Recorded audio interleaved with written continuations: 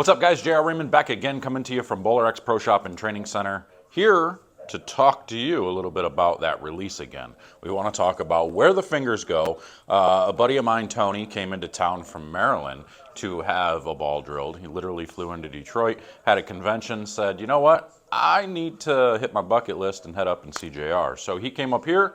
We drilled him a new ambush, which was pretty sweet. We refit him, we did all the things, had some wrist pain and stuff that we needed to kind of take care of, so we changed his fit and made it to where the wrist pain is no longer there.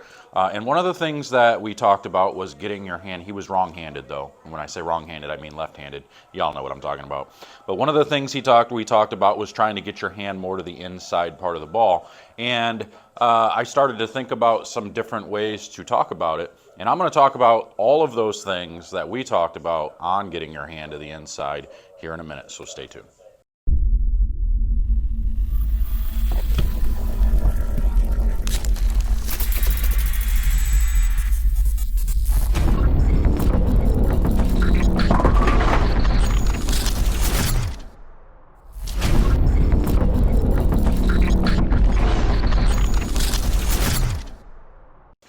All right, so this is going to be a pretty short video because it's really not that difficult of a thing to really think about. Now, when you're going through these changes, when you're thinking about things that need to be done in your game, it's all about visualizing. It's being able to see yourself do whatever it is that you want to accomplish. If you can't see it, if you can't visualize it, it makes it very, very difficult to actually get through what you're trying to change and actually be able to do whatever you're trying to change. So whenever I'm coaching, it's always about over-exaggeration. I'm always telling you to over-exaggerate. So in this case, I'm telling you that I want your fingers to the inside part of the ball to the point where A, you're dragging your knuckles on the ground. So when you're releasing, you're not necessarily cupping the ball, but you're making sure that you're getting yourself into a position to where your knuckles are facing the ground, okay? You're not obviously going to get there. You're going to be more like this. You want your fingers to be below the equator. That's what we always talk about. And then the other thing, this was the key point here. This was what made it a whole lot easier for the last few people I've coached over the last couple of days now.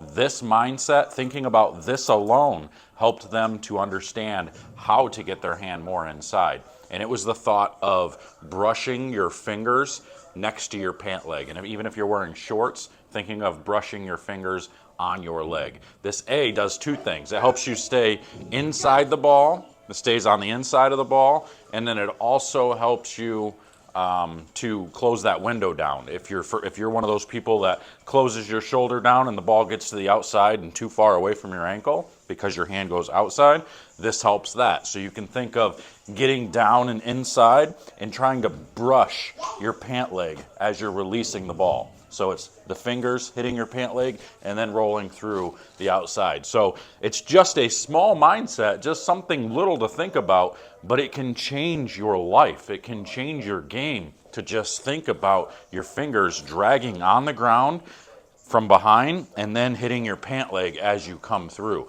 If you're somebody that has trouble keeping your hand inside and rotating your hand to the outside from the inside, this will help you a lot. And the reason we do this is because if you're already to the outside, if your hand is already here, you have nowhere to go. So how are you going to create more revolutions, and how are you going to get your hand in a proper position if it's already out of position? You can't get here, try to come back. That's not going to work. That doesn't work at all. And that's basically how you do a backup ball. So if we are here and underneath and inside, we can go from here to there.